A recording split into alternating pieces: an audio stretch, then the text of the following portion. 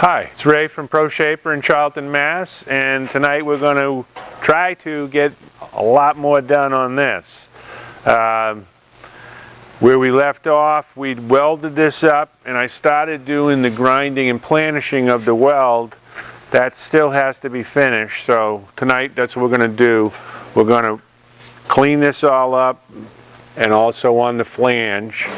And if you'll notice that after we get it welded, this line has a little dip in it right here, so that will have to be checked with a gauge, and this will have to be shrunk here, and that'll correct that line.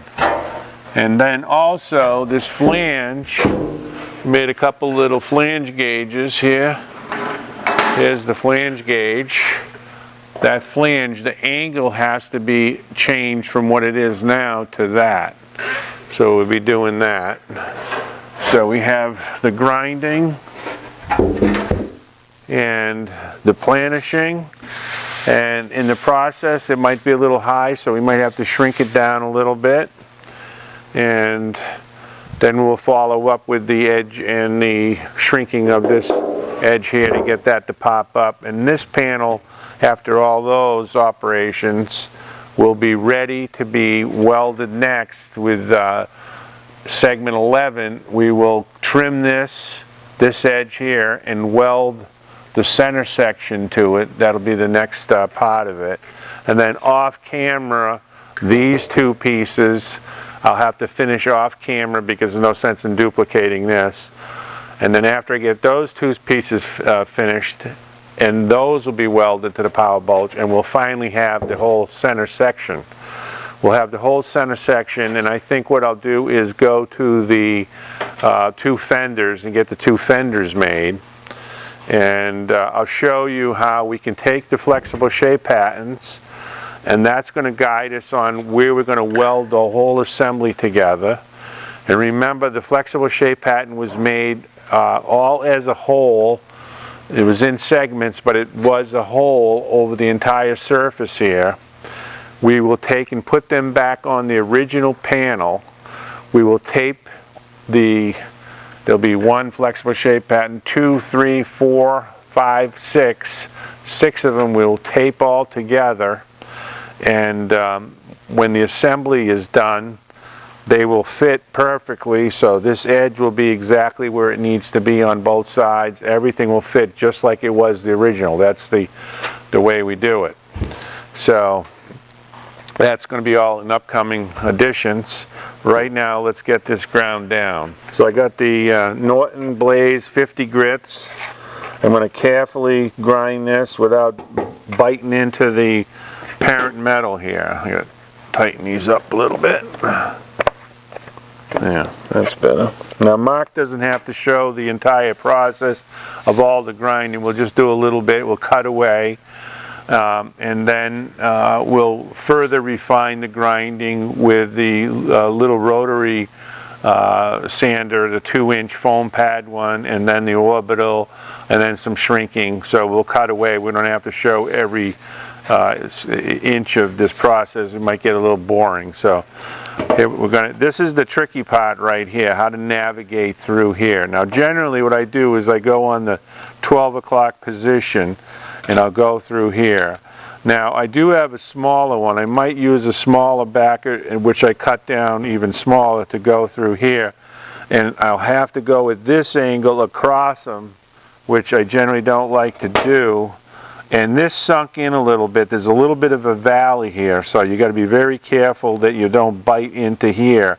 So before I grind that, I'll probably pop that up and get that to where the surface to be where it's supposed to be, and it'll make it a lot easier and safer to grind so I don't bite over here. That's one of the major problems with grinding, is grinding where you want to, but also grinding where you don't want to. So that's very important. It's all right to scratch this surface. This is 63 thousandths aluminum, but you don't want to bite more than, say, 5 thousandths off it at the most. 5 thousandths is tolerable for a cleanup, but anything more than that is excessive. And it could be 5 thousandths on this side and 5 thousandths on the other side if you want the other side to be super nice. So you got to be careful that you don't go too deep. Under 5 thousandths is better. The 2 or 3 thousandths of actual material removal is acceptable. So here we are. We're going to start grinding.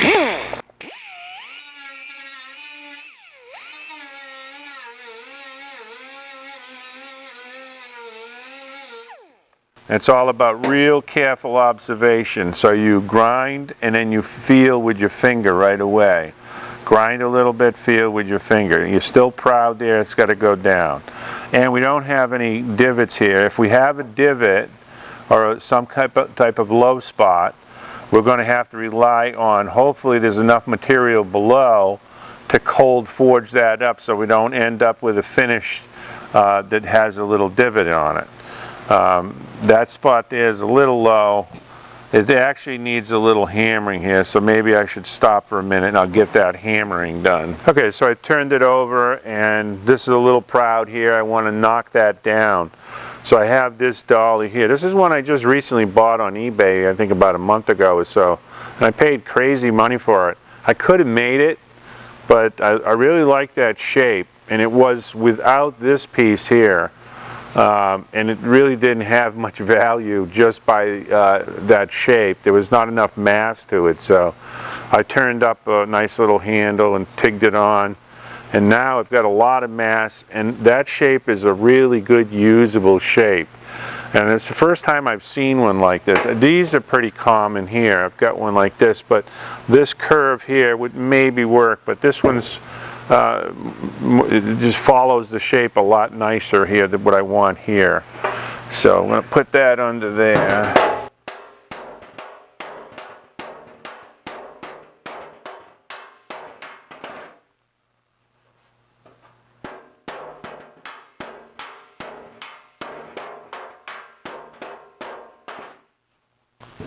Let's see what that did. Maybe go a little bit more.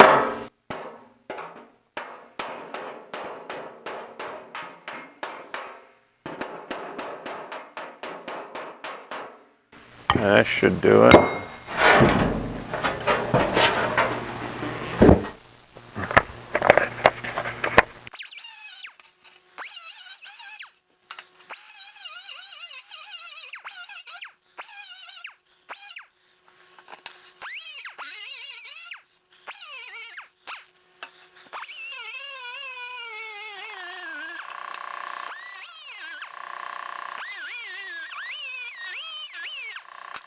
And what I'm doing here is I'm trying to bring that edge of the weld down.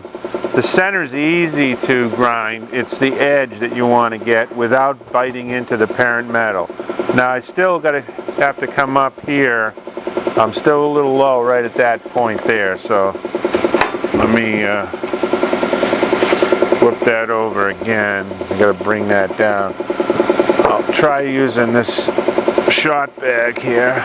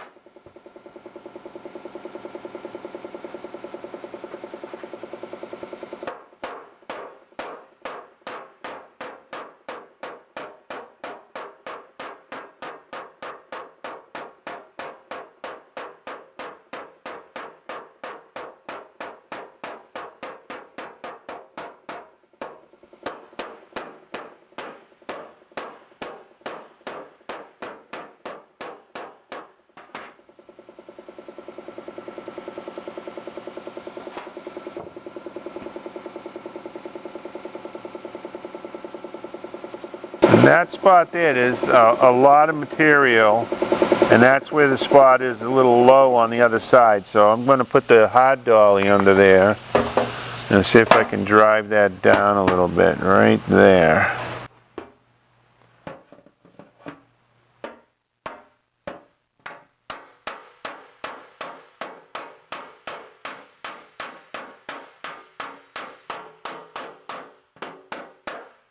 Okay.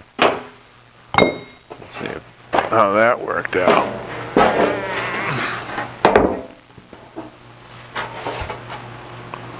That's looking a lot better. So we'll grind a little more. You have to be super patient on this. Just takes time.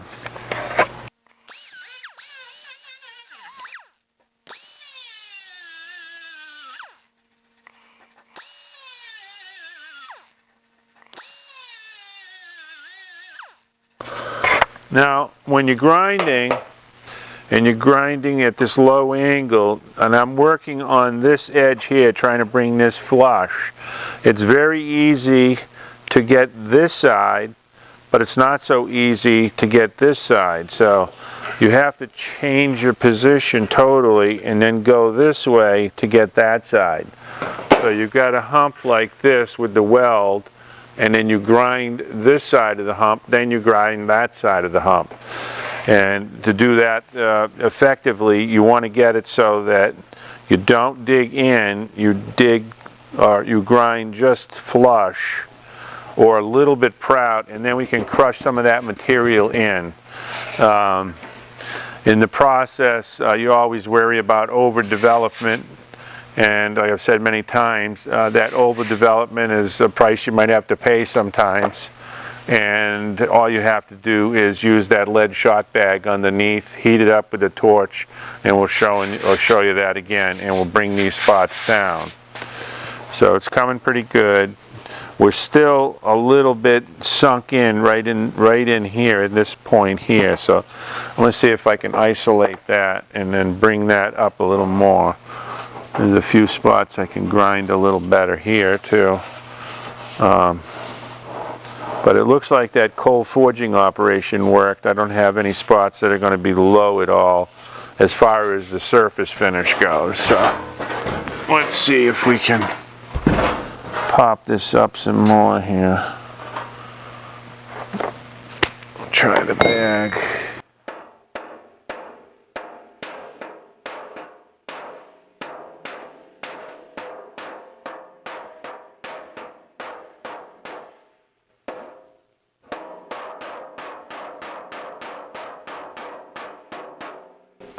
See what that did.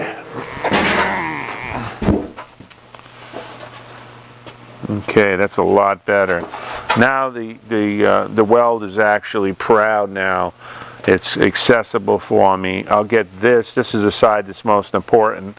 I'll get that leveled, and then I'll hammer it back down so I can grind the underside.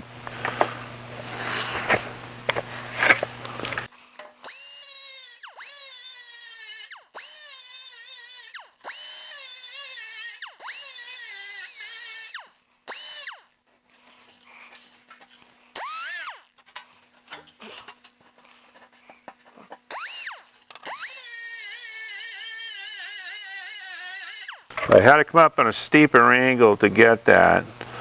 I think I can get it with this 2-inch grinder here.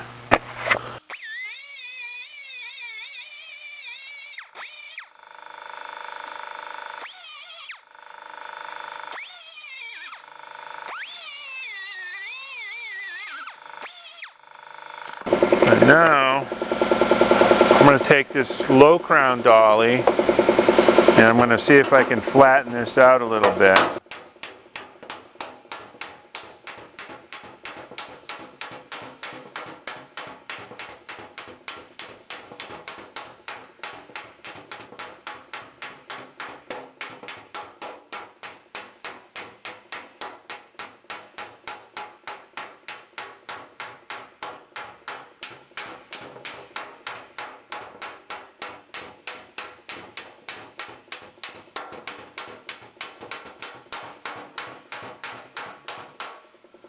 That's a lot better. Now I'll grind that.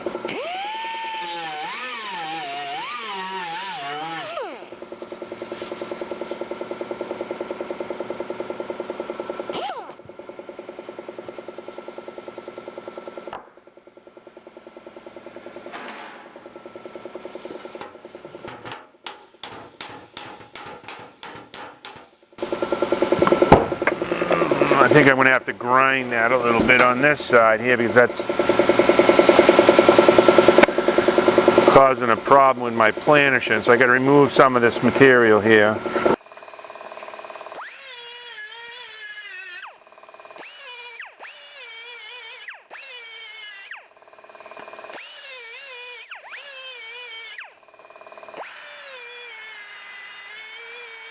It's these outer edges that do a lot of the work for you, and you can actually get a little stroboscopic effect here so you can see the action of the grinding. We've got it almost there now. It's got to be planished out. It's a little bugged up here. A little more grinding right there.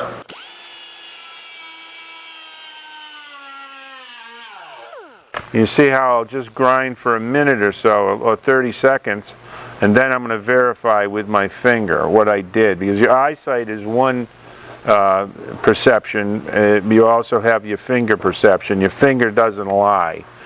So the eyesight, depending on how well the light is, oftentimes you can't see stuff, especially as you get older. So the finger will tell you when you have it right. That's getting close now.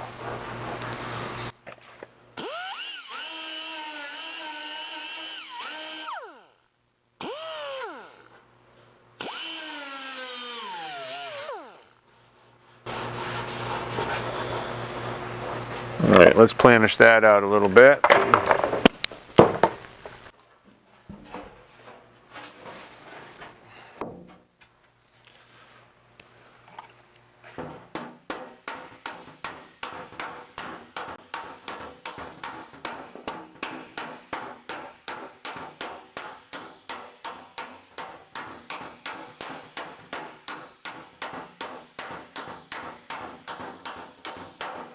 And that's with the low crown of the dolly here. Real low crown spot. I think we're going to need a little more grinding on the top side here. Let's see if we can planish that out a little bit more. I'm going to need a hammer with a radius face on it, so let me go get that hammer. Alright, I have a radius face on the hammer. I'm going to have the low crown dolly underneath. And let's see if we can level this part of it out here now.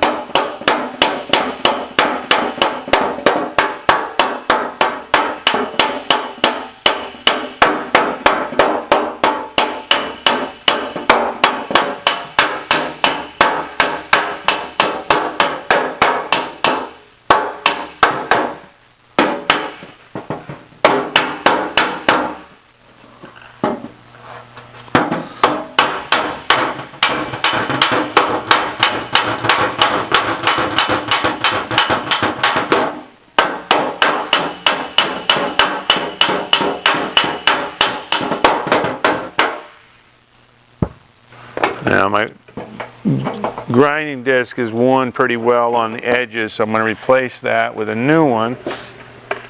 And find one that's got some life left in it. That one feels pretty good.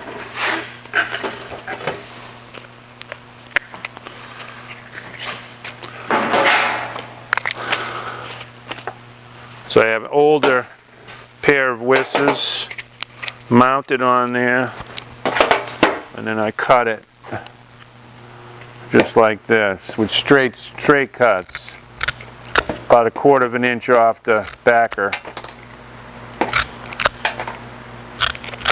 Doesn't matter if you're not perfect, but try to keep the gap right, about 1/4 of an inch or so.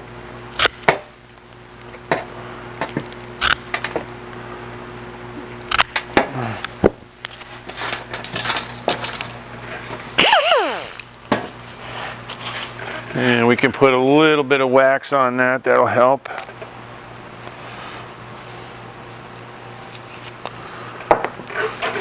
We'll go in there and then see if we can level it a little better here.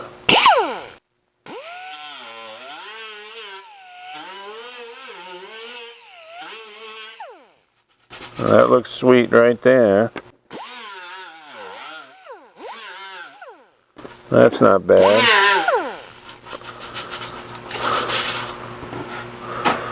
Now we got to come up the hill a little bit.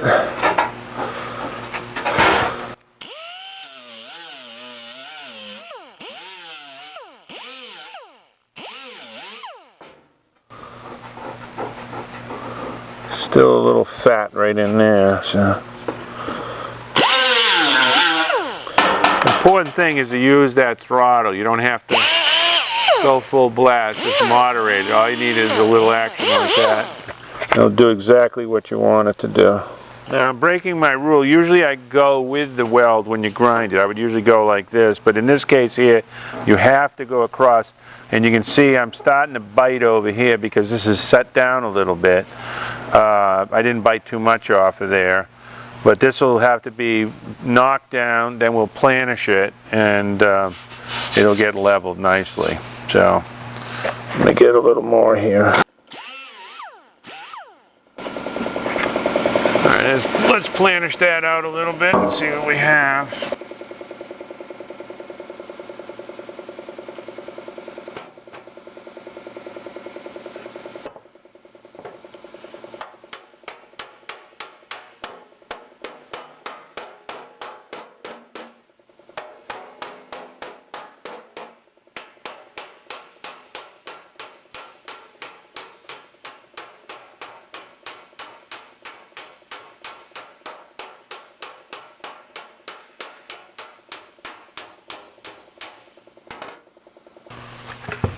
We got that rough ground pretty nicely, I think. And then we're going to get this underside a little better.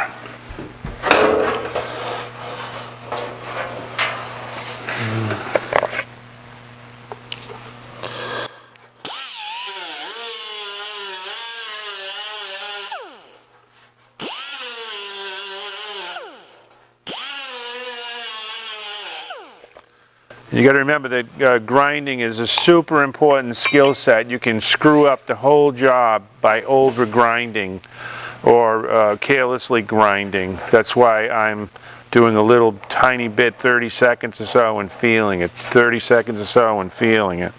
Monitoring constantly the process. It might look a little boring, but actually it's kind of fun to do, to take a surface that's been welded together and have that, you know, kind of high weld on there and then knock it down. In a perfect world, we could make a tiny little weld there and have a lot less cleanup.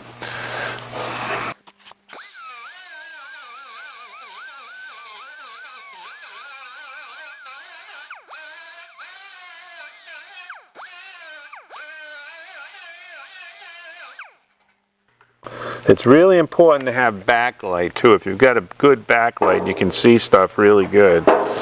So I'm trying to get these little edges flush.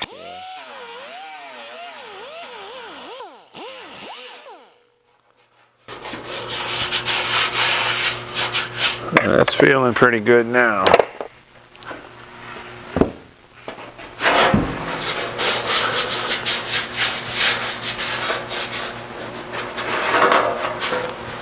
So now what we'll do is we'll switch to the 80 grit on the soft pad.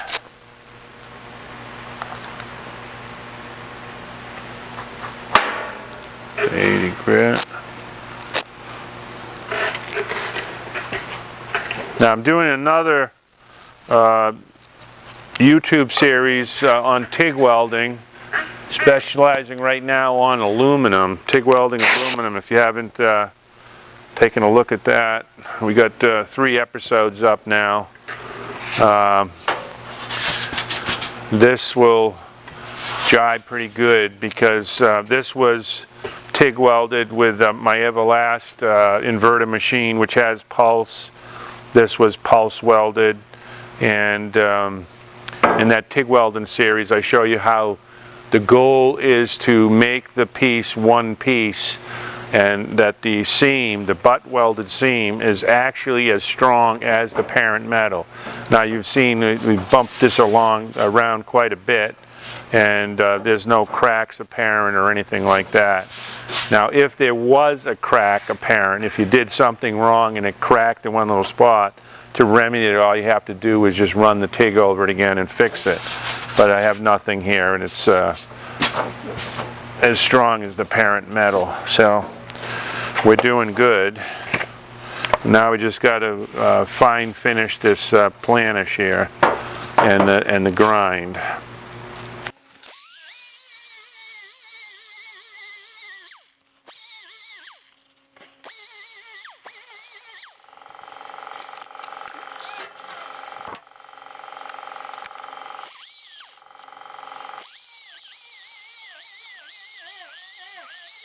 This foam pad works really good for following those contours and radiuses really nicely without digging in. So, love this little 2-inch rotary.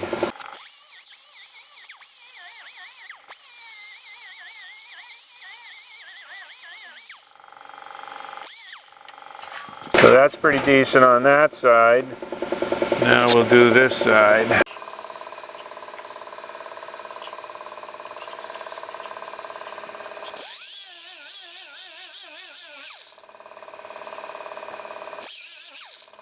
Now I've got a few undercuts here. This is where the edge of the weld is still showing itself. I can grind those out a little bit and blend that in.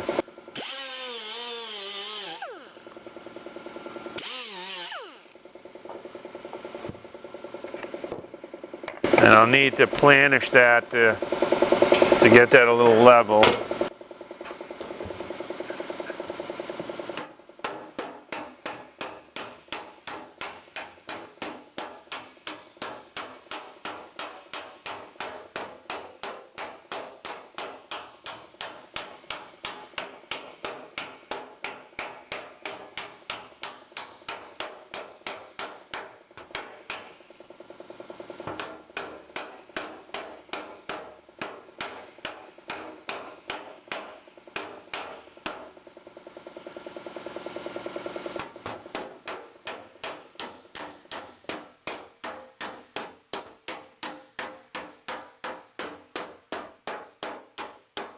Now if you take the slapper will get beat up a little bit. This is made out of spring steel and it's only about 40 Rockwell or so, and it'll get a micro scratching in it. So when you have the grinding marks like that and you got the dolly underneath and you go like this, it'll reveal all the highs and lows. They're really micro lows. Like I got a little bit of a low right here. I can spot it really nicely with that dolly right in the right spot, and because the light is just right. Another one there, and now that brought the whole thing up. Now I'll switch it to the lower crown, and then I'll do an arrangement. Basically, I'm bringing it back down again.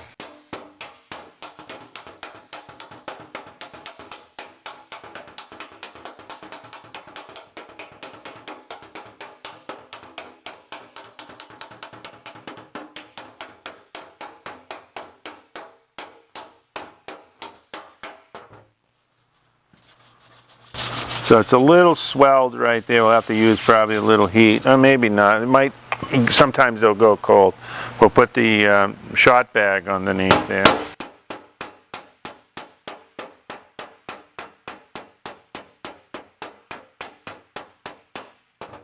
See if that will do it. That's a lot better. That's a lot better. All right, a little high right here.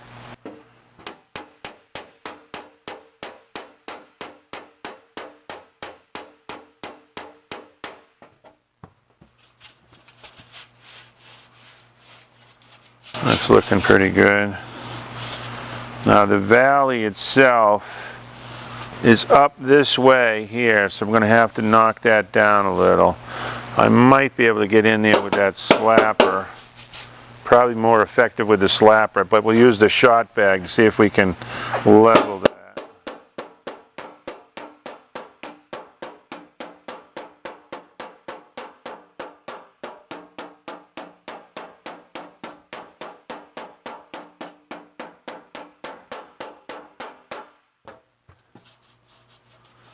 That's a lot better. Got a little low spot right here. Now we'll go back to the dolly and watch our footprints. Now sometimes you might have to take and use a little corner of the dolly. First you got to find yourself. There I am.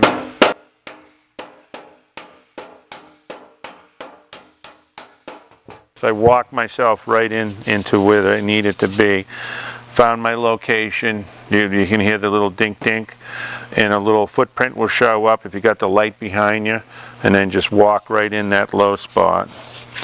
Alright, so this is feeling pretty good. It's a little high right in here. We'll take the lead shot bag here.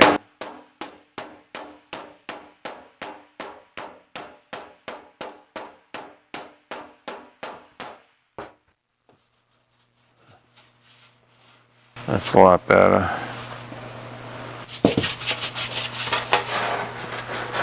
That's looking pretty good. Now I'm going to hit it with the 120 with the rotary. And I'm only taking a tiny little bit off. It's more to reveal the surface quality than it is to...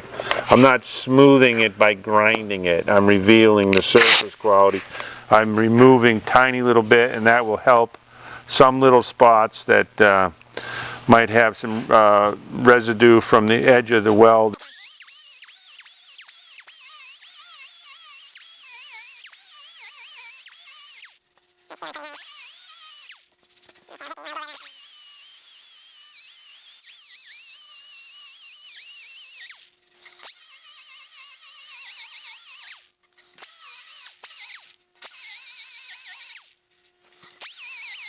There we have it. That's orbital to 120. It's pretty decent both sides. There was a few minor little undercuts from the weld here that I could go after them a little bit more. And it'll need some slapper and dolly work, but in an effort to keep this video not too long, let's call that task accomplished for right now. There's still a few spots in here and here that will need a little attention, very minor stuff. And we also have the louvers to put in on this end, and we've been finessing that louver die, the 8-inch louver die, and that has been a real eye-opener as to how important it is to get all the tiny little details exactly right in order to get a really perfect 8-inch stamped louver. And it only takes like 20-30 seconds to make one louver, but to get them all uniform and not cracking on the edges, and it's a lot to tune in that die. So there's been about at least 15 to 20 little tweaks we've done on the die. We're almost there now, and hopefully we'll get these louvers in before we weld this together. If we weld it together, it's going to be harder to do the louvers, so I'd like to do the louvers before. So we'll show that too, probably. So now we're going to address this edge here. We've got to get the angle correct.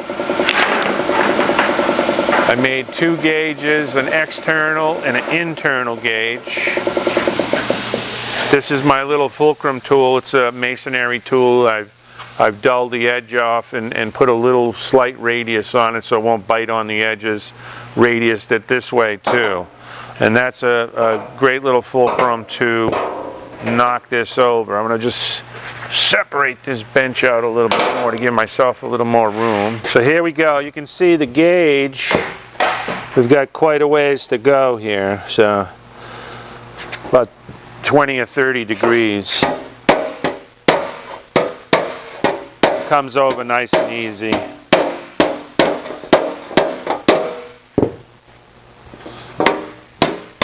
Ow! Don't do that.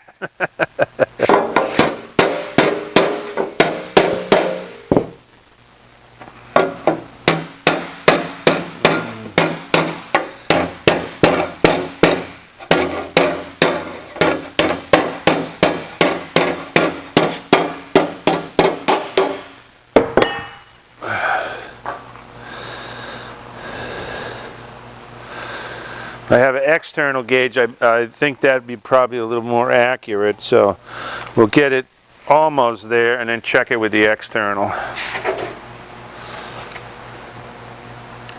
And you always have to use blanketed benches because you don't want to scratch that aluminum. Real important. And it's good on steel too. There's no sense in scratching your steel all up. I probably should have a glove on this hand.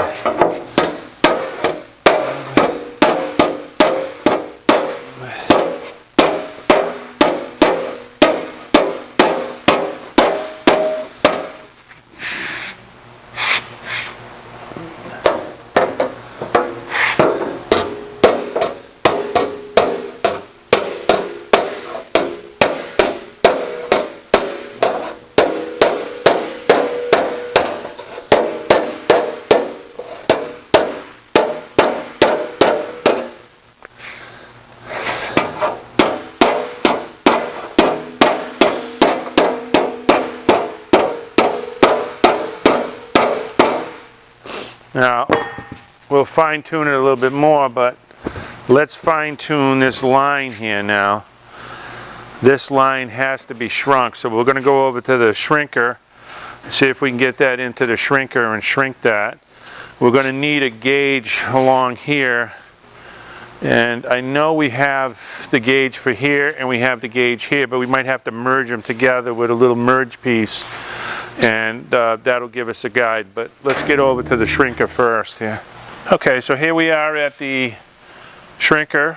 We got the shrink jaws in, and we made, this was the original gauge for this profile, and this was the gauge for this profile.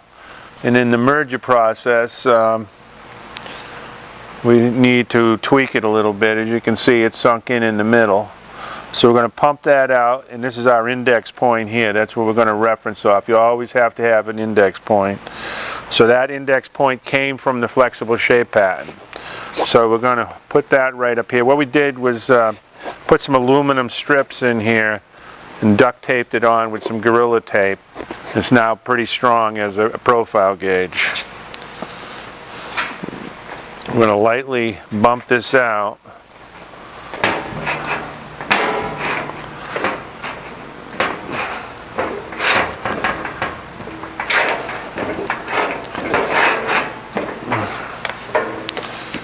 And as you saw before, it was probably over an inch, and now we're down to about 1/4 of an inch.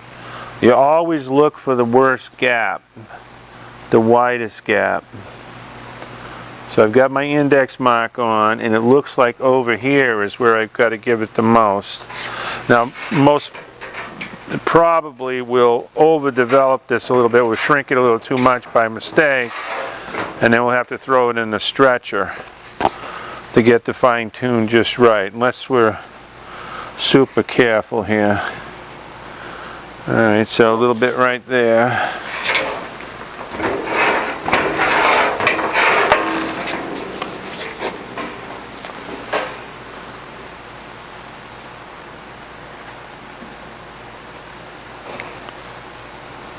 We got a little bit more to go.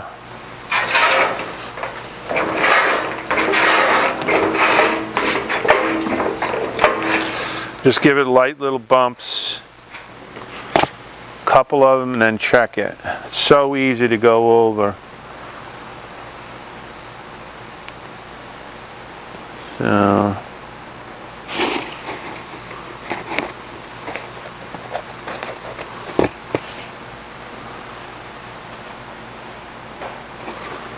still a little more over here.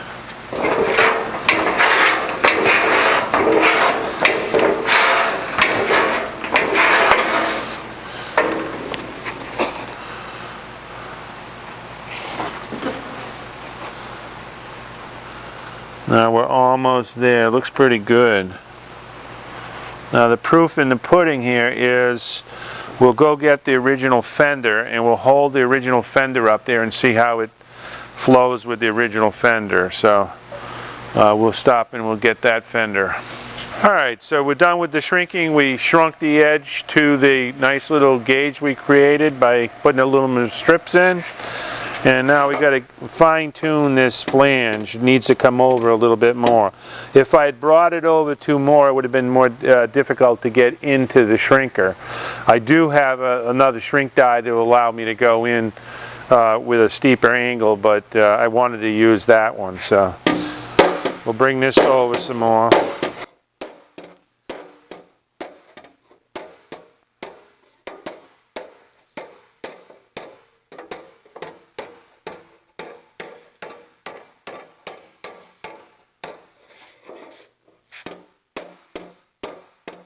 Now this flange is where the fender bolts to, and the fender will have all the holes.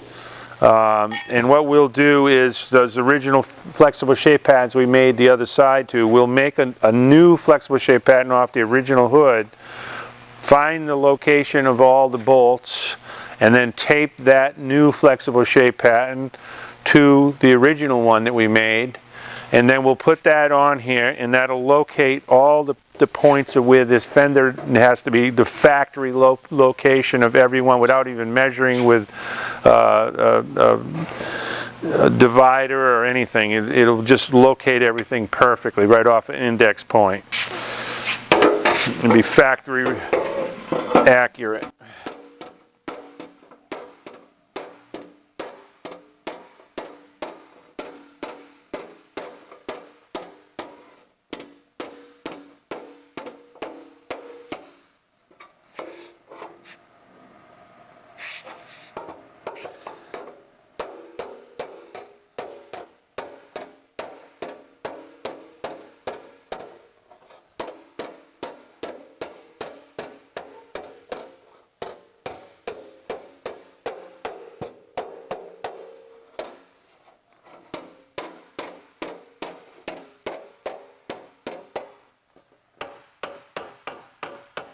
It's easy to adjust that either way.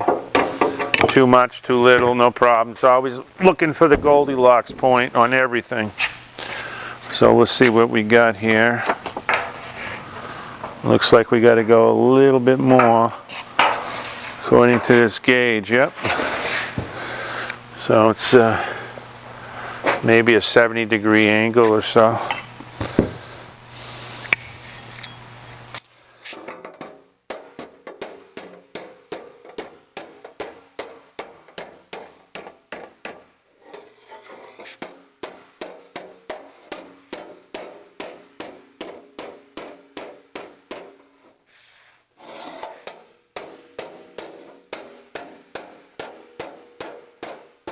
This might change that profile too by bringing it over so much here. So we'll have to check that profile.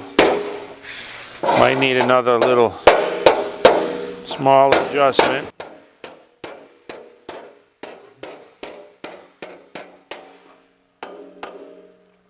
Let's check that. Oh, look at that. Now we're getting into the correct point. A little more down the front here. Okay, so in the front we'll pop her over a little more, but it looks like we're good here.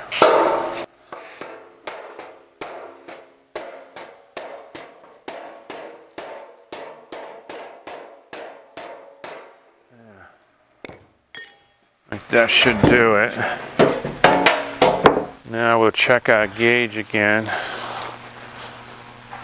That's our index point. And how are we looking?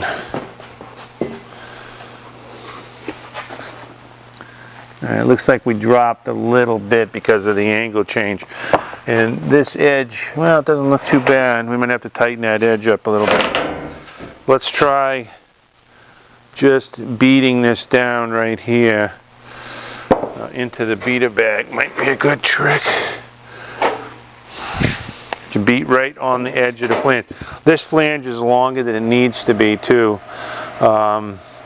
so we could cut that off. But what might be good to do is make a second flange here, cut it off and make a little second flange, and that'll strengthen that greatly if we do that. It's probably a good idea to do it.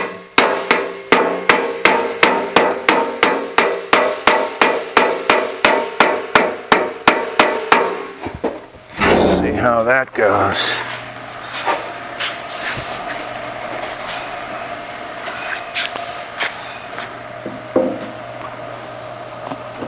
Looks like that might have done the trick.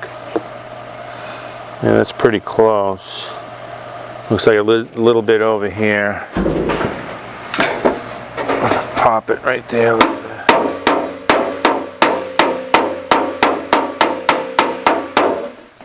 Okay.